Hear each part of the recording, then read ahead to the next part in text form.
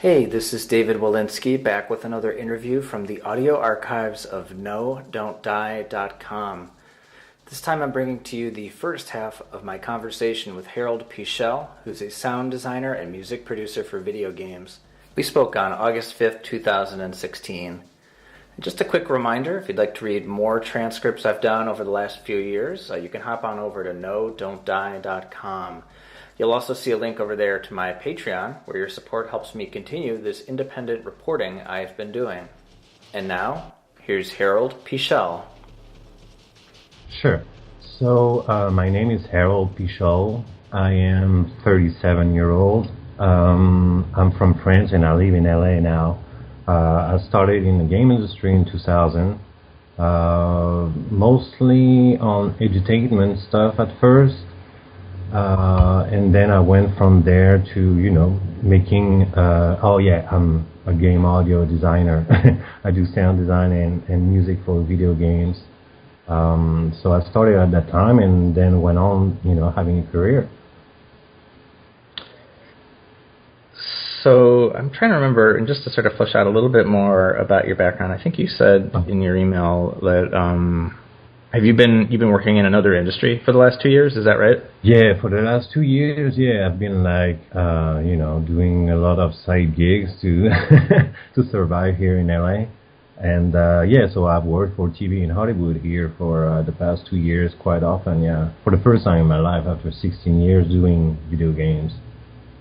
And so were you ever full-time at a game company, or was most of your work contract work, or mostly mostly contract work, and in France it was more like, just for the project, you're hired for the project, and at the end of the project you're out. So it works like that in a lot of creative industries anyway.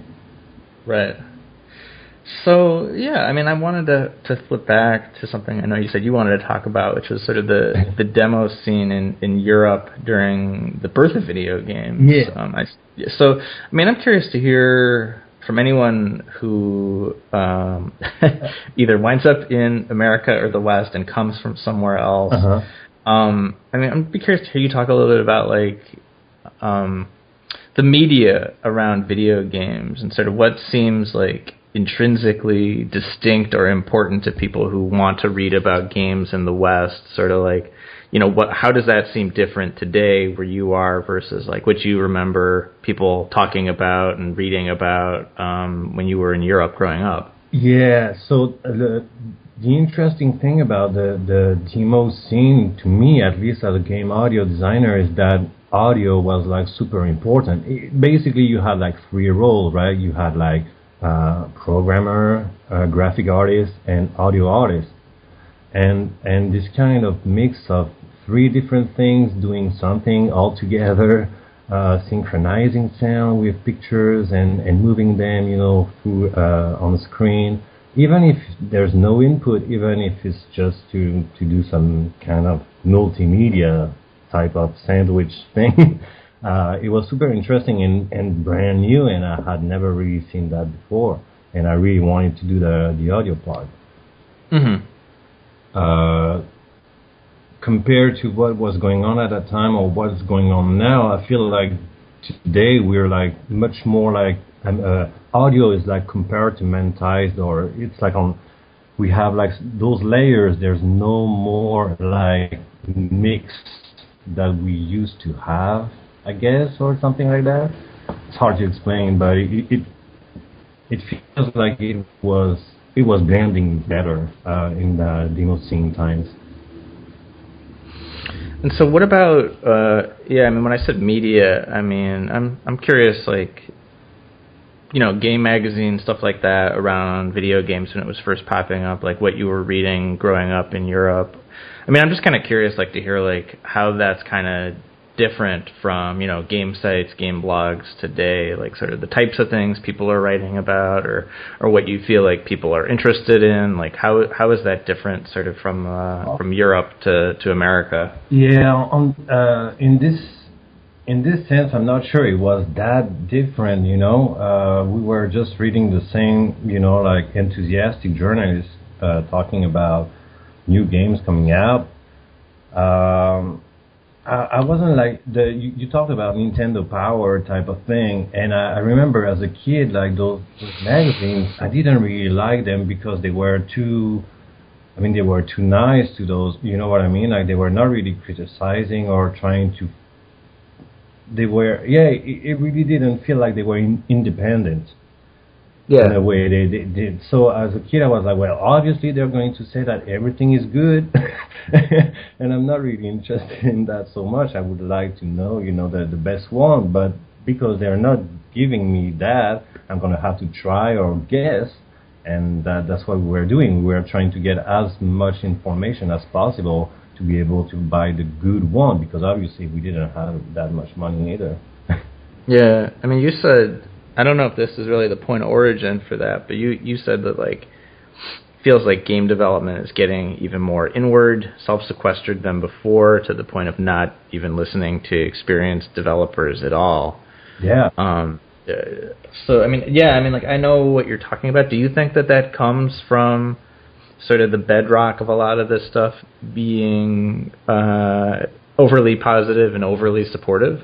It's part of it, I guess. Yeah, between where it's sort of like it makes you like allergic to criticism, or like criticism. Like here's a better way. Here's a better way. And complexity, like all of a sudden we just stay on the surface of things and just say, yeah, it's good or it's bad, but it's different. It's more complex than that. And sometimes on a game that is not so good, there's like some good ideas inside, or they couldn't do what everybody is saying was supposed to be done because it was much more complicated than what people think about. So yeah, it goes, all that goes in the same way of making things not as I don't know,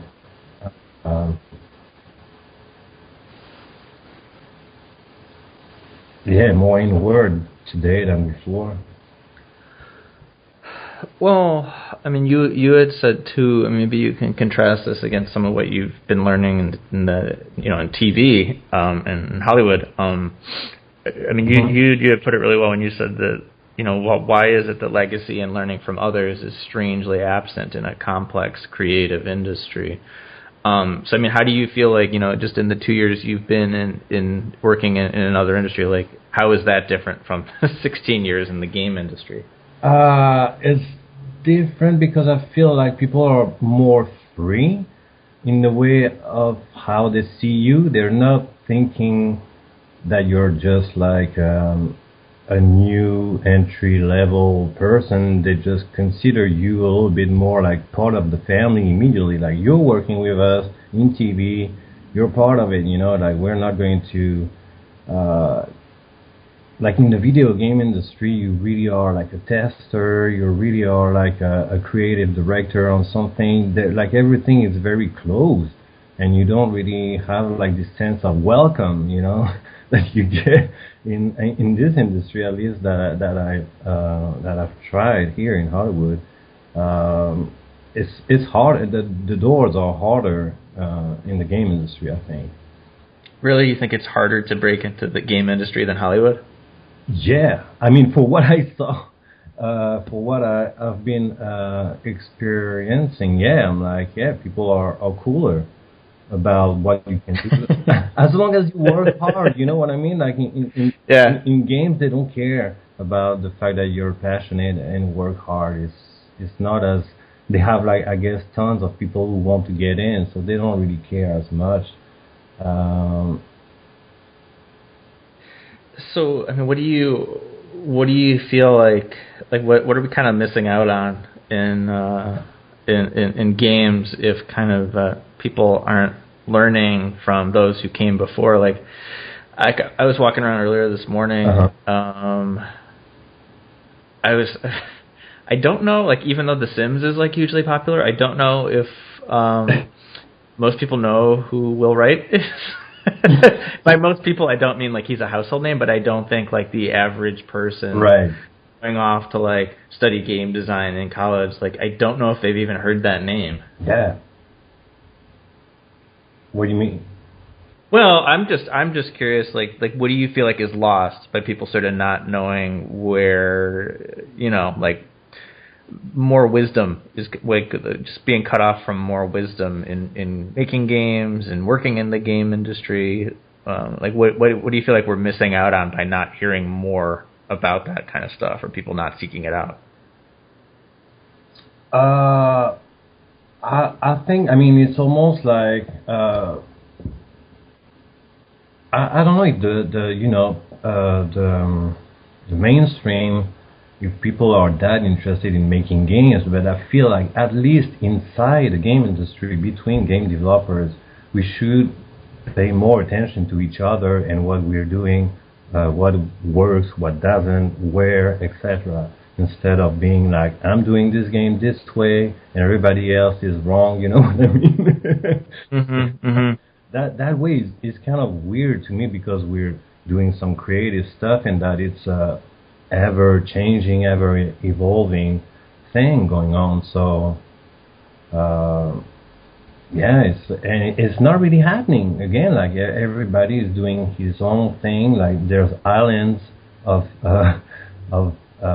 game development and people doing their things, indie game or AAA, doesn't really matter. And and there's not really a sharing of anything as much besides the point of saying that game looks cool, that game looks less cool or whatever. And that's it. It's weird to me. It's like, yeah, it's kind of weird. Well, I'm curious too. Like, and there's a lot of other stuff we're going to touch on too. But like, I was just curious, like, thinking about like, you were in the game industry, or maybe you still feel like you are. I mean, for decade and a half, a little more. Right. I feel like something I never really hear people talk about, because so much of the different conversations tend to be around like, okay, well, I'm working on this right now, and then as soon as it comes out, like, you never hear anything about it again. You don't hear them talk about what came before, and then they like disappear for a while, and then you hear they're working on another thing. Mm-hmm. I mean, I never really hear people talk about like, like are they worried about like whether they're going to be able to retire, or like what's sort of like their biggest goal, or what's their biggest aspiration. Right. We were talking a little bit about I think you were mentioning Chris Hecker, and like I get the impression from a lot of these interviews and from your email that like almost like the highest aspiration, or the best like the wisdom or the best practice, like the thing people advise is like, okay, go get a job at a big game company, learn how they work, get your contacts, then you cash out, right? Then you try to make your own stuff, and then it seems like basically like the goal is, after you've done that, to like make sure you lose the money you've saved as slowly as possible, and then eventually you kind of like freak out, or you get bitter, or you just leave the industry. Yeah. Do I have that right, or am I? Yeah. No, it's right. It is right. It's kind of brutal said like that, but sorry. Exactly well, that. This is all just secondhand. That's what the old is basically, or are doing. That's true. That's true. I mean, was that a goal of yours? Or no, not at all. My goal. I know. I mean, I'm not. Yeah, but I mean, there are a lot of people who I think. I mean, I was told too that like, the average length of time people last in the game industry is 8 years, or about 2 hardware generations. And we may have said this before. But like, as a person who has never even thought about going after those jobs, has never applied for those jobs, like how hard is it to get a job at a game company that's not like a tester or a QA person, or one of those sort of cliched entry-level jobs? Like, how hard is it to get hired, actually? Because people tell me this all the time. If you're really talented, it'll work out.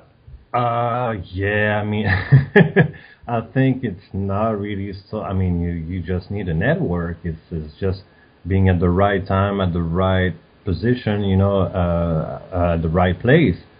A lot of people, like in early 2000, Montreal started to hire a lot of game developers, and today there's like probably thousands of them in this city. If you had been there in 2000, you were hired, but if you were somewhere else in the world, or you would not get hired, and try hard to get into a company. But hard work, of course, but it feels like today it's more about how can I say that? Like, not really the same vision, but like really liking the same stuff. It's not really so much about your skills. It feels like it's really about the universe, you know? Being a fan of doing the same thing. Let's say you make a sci-fi game. If you apply to a position, a creative position, you gotta be extremely good and loving sci-fi a lot. You know, they're going to look at that first.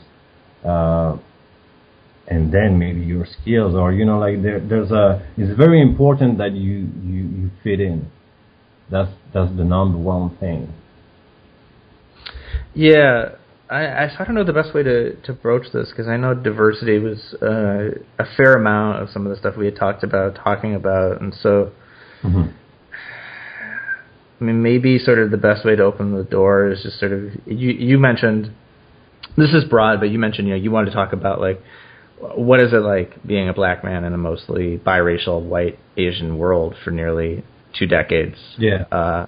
So that's a very broad question, but you wanted to open that door, so what comes to mind? It's pretty hard. Okay, we'll move on now.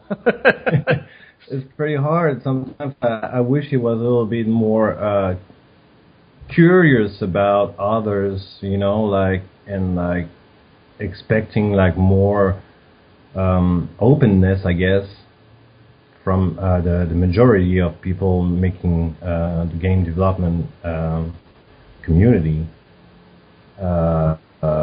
Sometimes I feel like we're still fighting over stuff, or making, you know, like, yeah, fighting over stuff that should be kind of default, you know. I feel like, for example, your character, you know, the skin color of your character, I feel like it should have been like, how can I say that? It's sold years ago. Like, okay, like any game that's where you play a third person character, you should be able to customize your skin color, and like having something that is almost like connected to your Steam account. You know what I mean? Or your so that you always look like what you want to look, and never really bother about asking the developer to how to add that, or make sure that, you know, you have diversity. You shouldn't really have to talk about diversity in a way. You know what I mean? It's like, because we have a creative medium where we can automate that kind of stuff, and we're still fighting to be like, no, but the character in the story is white, so we cannot really have like customization. It's like, that doesn't really matter. It's all fiction, guys. We could solve that, but yeah, we're still fighting over that kind of stuff. And I think it's definitely related to having like a majority of game developers being from one ethnicity or two, and not really from others, you know. Yeah, so I mean, you're talking a little bit about the content side of the game industry. How about from the, you know, just like finding work and keeping work side? I mean, have you ever felt like, you know, because of the color of your skin, like you haven't been able to get certain types of work? I don't think it happened, but at the same time, it's obviously a question, because I see the numbers. The numbers are really bad. It's like in the game industry, we're talking about 2% of black people, or something like that. It's in a creative. I mean, it's not a really good number at all. And so sometimes you're like, well, maybe I didn't. You know, I'm gonna receive like a letter saying like you were like very good, but we found that you could not really fit the culture of the company, or something like that. So you're like, maybe, you know, if I was like more like into heroic fantasy, and if I was white, maybe it would have worked out, you know, or something like that. Yeah. But yeah, this is it, you know, this is life. I have to deal with it, and still find my place. I mean, you mentioned also that I don't think I've read or heard people talk about this much, but I think you're 100% right when you say that you know, you feel like white women in tech feel that they, quote, get to get served first. Yeah. I mean, my impression from knowing a couple women who work in Silicon Valley is like, yeah, you're 100% right. It is 100% unfair, but I mean, is it just that like the tech world isn't hurt enough by stuff like this to really care? Well, because I think in a way the tech world is led by numbers. Black people and all, I don't know, like I feel like it's just like, well, it's 12% of the USA or whatever. It's not, women are 50% of the population, right?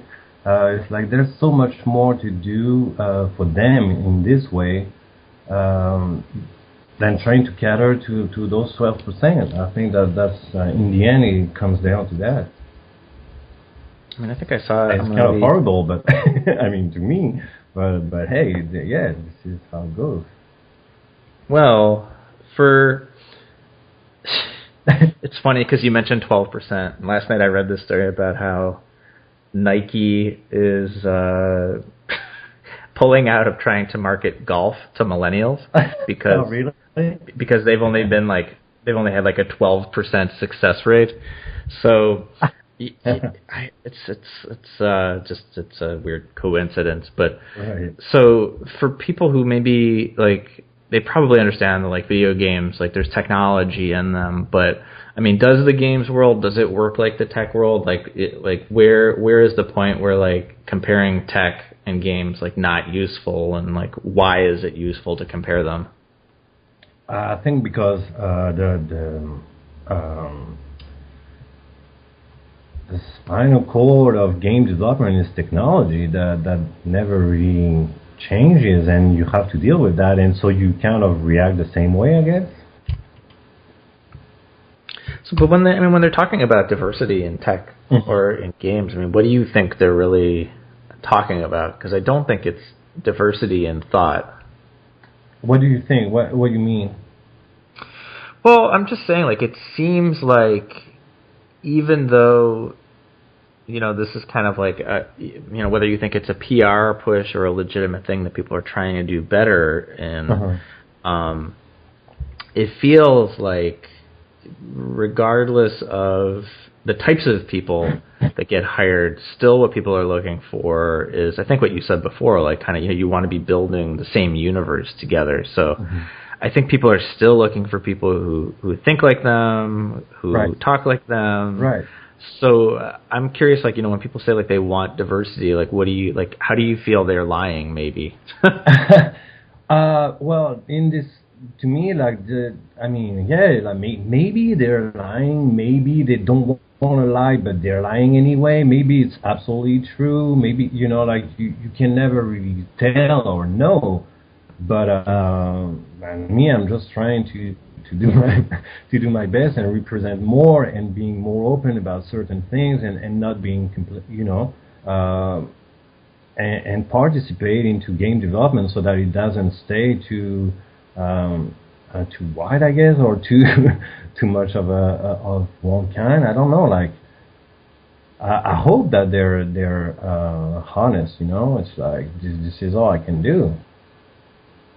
I mean, do you feel like game companies I mean, I don't know, since you know, last 2 years or whatever, since there's been a more vocal push for, you know, different types of games, for different types of people to be able to make games without being harassed or threatened. Right. I mean, game industry by and large just sort of didn't comment or react or respond. I mean, do you? I mean, I don't know, because you wound up shifting industries. Is this a thing that, like, maybe that's kind of the question, sort of like what made you decide to just seek work outside of the game industry? Do you just no longer want to be a part of it? No. It's more like because I can't find any work right now, and like, to connect with your question, I kind of feel like maybe the pressure, the media pressure on the game industry to hire diversity is almost making the opposite, has the opposite effect almost. Like, it almost feels like game companies are like too, I don't know, like they realize that there's a problem and they close the doors even more. Like, leave me alone. Like this, we have stuff to do and we have games to ship. We'll deal with that and we'll try our best. But right now we don't really want to get into any politics. That's a little bit the word. It's like we don't want to get into politics. We make games. I mean, do you think it's gotten better, or are they dealing with it, or is it hard to say? It's hard to say because I haven't been inside any of those big companies for the past 2 years. So, but It doesn't feel like it's it's a tense thing. It's not like an easy thing, and it feels like there's some discomfort about it for sure. Well, you said that like the spinal column of games is tech, and yeah. I think tech companies, they don't like solving harassment because they feel that's a social problem. It's not a code problem. Exactly. So exactly. I mean, the game industry has the same answers on diversity. It's like, well, guys, you can't just make your own games if you want black people in your games, So why is that? Can you lay out like why is that bullshit as far as like a position to take? But I mean, it's a valid point in one way, but it's more like I want to work with other people. I want to make this global thing that we all play or like want to be part of. I don't know, like again, like diversity in other medium is not is the question, but it's not as big. People are like, yeah, sure, and they go through and put more diversity in their characters or whatever, and move on. But here in games and tech, it's much more complex to pass that. Well, you talked a little bit about like culture fit, and I don't know much about like what game companies look for as far as culture fit. I do have a story or two I could tell about like just job interviews I've had at other types of companies where hacky sack was mentioned as sort of integral to part of the lifestyle there. But what is it like? What do you feel, or what have you heard that like game companies are looking for as far as like culture fit?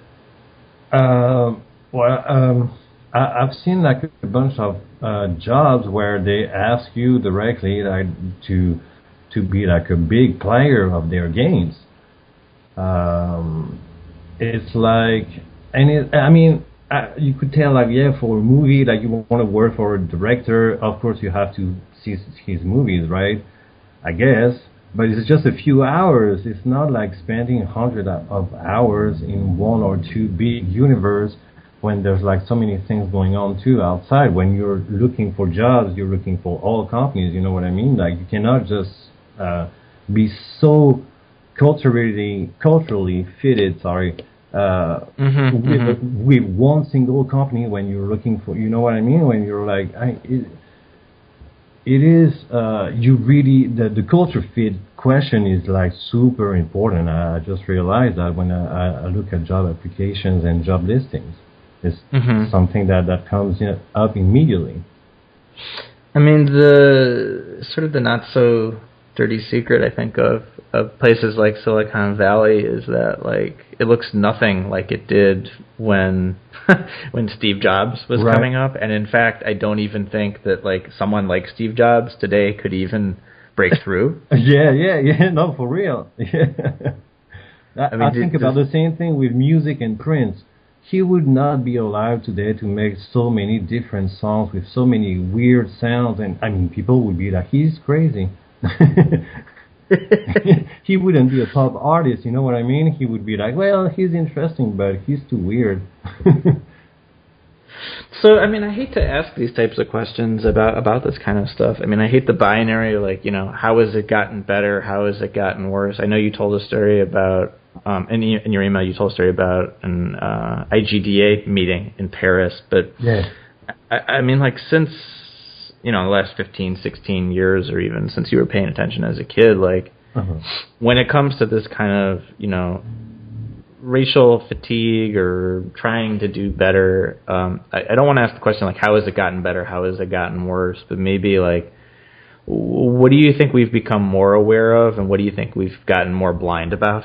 I guess we talk more about it, but the more we talk about it, the more afraid we are of making moves, I guess, in general. And me on my side, on my personal side, I'm trying to do my best to not make people uncomfortable about it, about diversity. But of course, like after years and years, and the fact that it doesn't really change at all, you get a little bit more angry. Or you get more pissed off, when things don't move, and you're like, for fuck's sakes, people, like that should be like done already, or we should have moved on that, and not still wondering if we should have like that kind of character, or if we should do anything to get more black people involved in game development or things like that. It's like Facebook, like 2 or 3 weeks ago, saying like, yeah, we're not making a lot of progress in hiring black people,